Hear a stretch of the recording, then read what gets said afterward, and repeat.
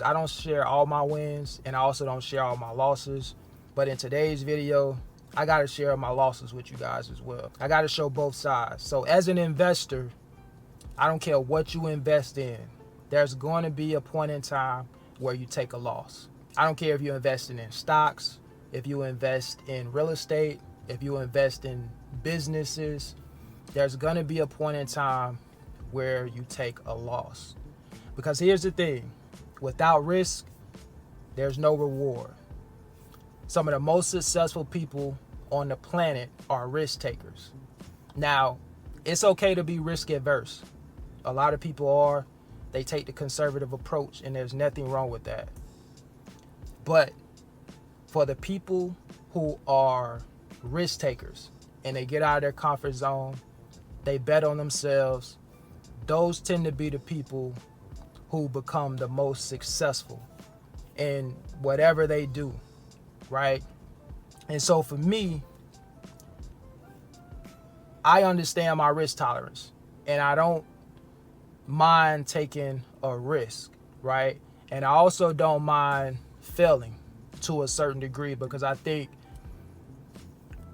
when you fail, or maybe you don't succeed up to your expectations in a thing, I think it's important to identify your mistakes, learn from them, try not to repeat them, and then take another shot.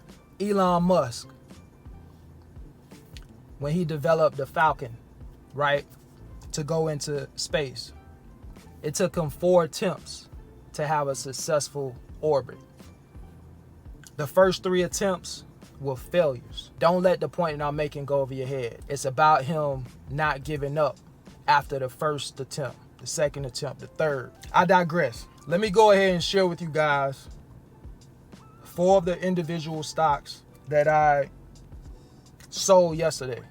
In this particular portfolio, I have 5 stocks, or I should say 4 individual stocks and 1 ETF that I'm invested in. The ETF being the S&P 500, Vanguard ETF. That's actually my biggest holding in this particular portfolio. We'll go ahead and start with the first one. Ticker symbol IONQ. IONQ.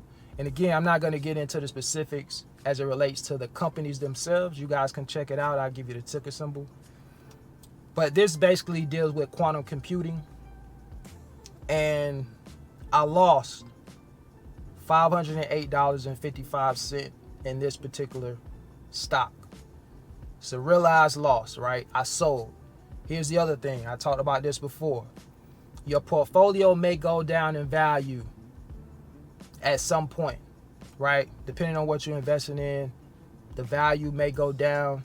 It's not considered a loss until you actually sell that stock at a loss.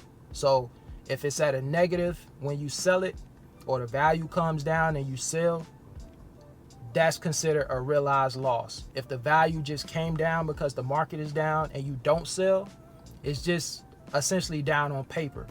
But until you sell at a loss, it's not technically a loss. I want you guys to understand that. The market may rebound, it may go back up to where you're in profit, and boom, no loss.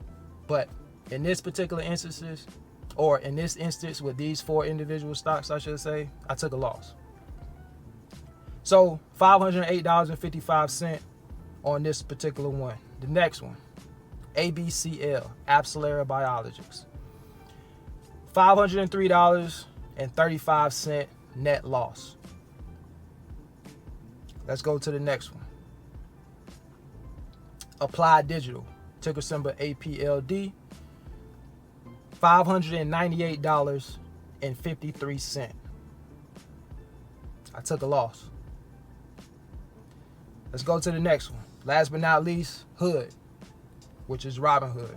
Negative $233.13. I took a loss. Those are the 4 stocks that I took a loss on. That total comes up to a little bit over $1,800 in losses that I took in those 4 individual stocks yesterday.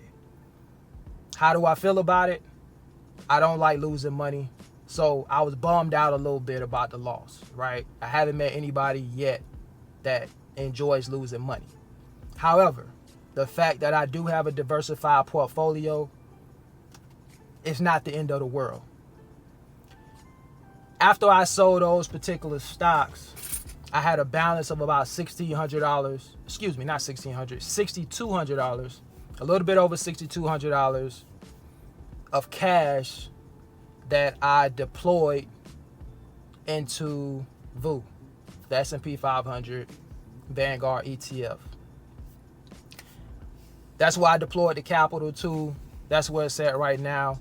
So currently, that is the only ETF that I hold in this particular portfolio, the Vanguard S&P 500 ETF. There is definitely more risk involved when you invest in those type of individual assets, but there's also a little bit more upside, right?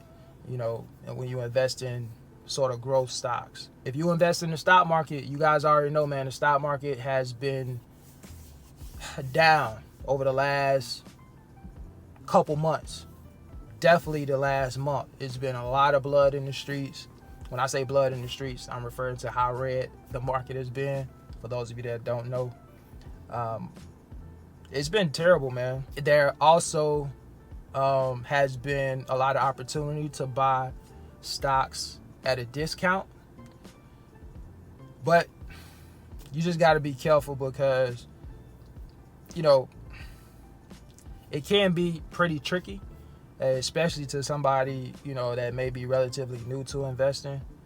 You may think, you know, you're getting a stock at a decent price, it's at one level, and then it just drops down even further, right? You call that a falling knife in investing terms. It just means that the stock just keeps falling, right? You think, you know, it's probably gonna settle, but then it just drops even further. And so invest at your own risk in this particular market. Again, if you're trying to time the market, in my personal opinion, that's never a good idea.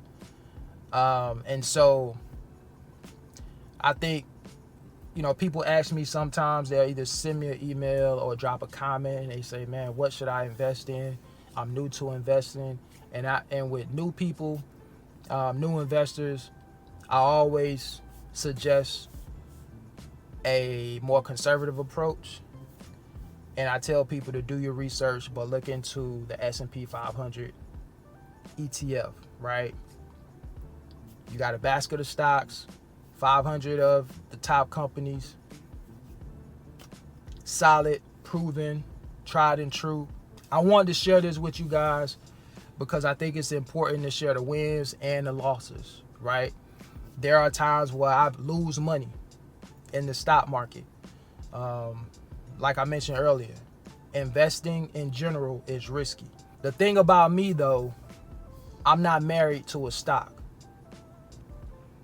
I don't mind selling a stock and cut my losses and stop the bleeding and pivot into a better situation, a better investment. The problem that a lot of people make, not just investing in stocks or real estate, but also in business, entrepreneurs make this mistake where you hold on to a business for too long. Failing slowly in business is the worst thing you can do. Because when you fail slowly, you continue to invest time, money, and resources into a business that you should have cut off a long time ago. And a lot of people hold on to assets, whether it's businesses, stocks, real estate, or what have you, far too long, and they don't know when to cut it off and stop the bleeding and pivot. Sometimes you just gotta cut your losses and move on and try to move on to a better situation, a better opportunity, so you don't lose everything, right? Oftentimes we do that because of ego. We hold on to things too long. We don't want to admit when it's failing. We don't want to look like a failure to friends, family members, etc.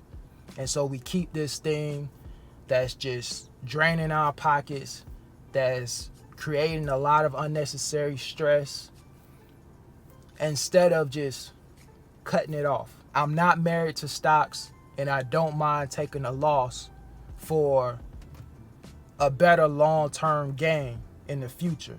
I believe the decision I made to sell those stocks probably should have sold a little sooner when I was in profit, but that's either here nor there.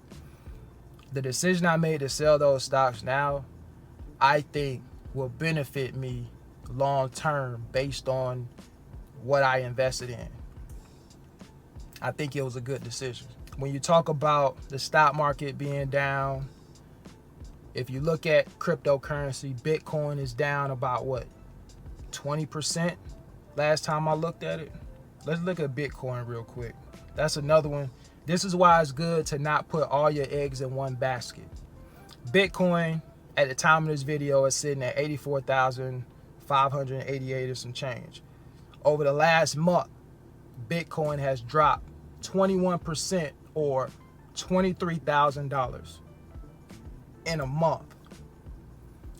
So hypothetically, had you invested $20,000 into Bitcoin a month ago, today you would be broke. You will actually be in the negative. And so that's why it's very important, at least in my personal opinion, everybody may have a different approach. To me, it's important to diversify your portfolio to help mitigate your risk.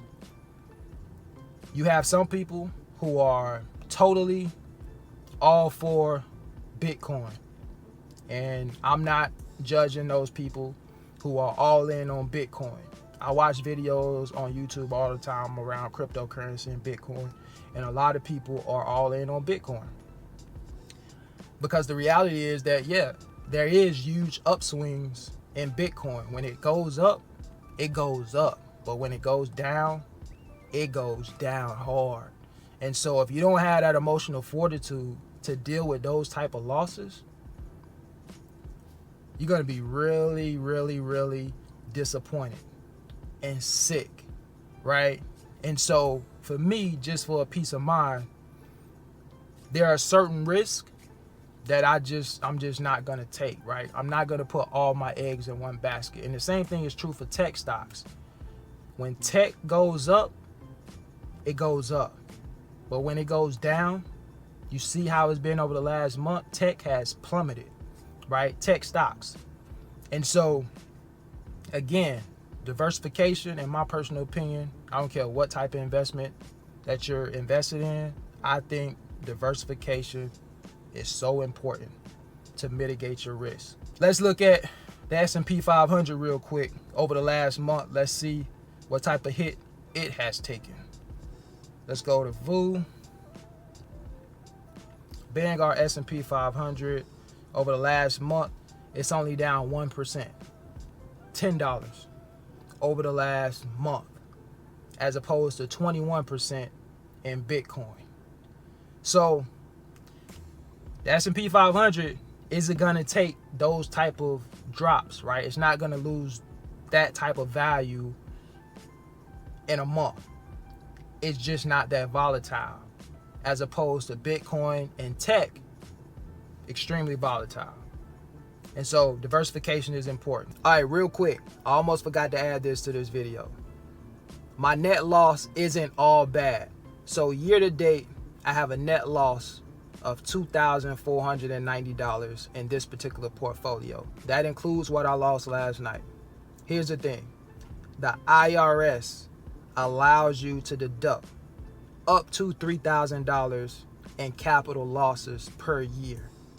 So with me having $2,490 in net loss, I can deduct that from my ordinary income to help reduce my tax liabilities. So I do fall into the tax bracket of 24%, so it will be taxed, but it will save me approximately $600 on my tax bill. Remember, the IRS allows you to deduct up to $3,000 per year in net capital losses.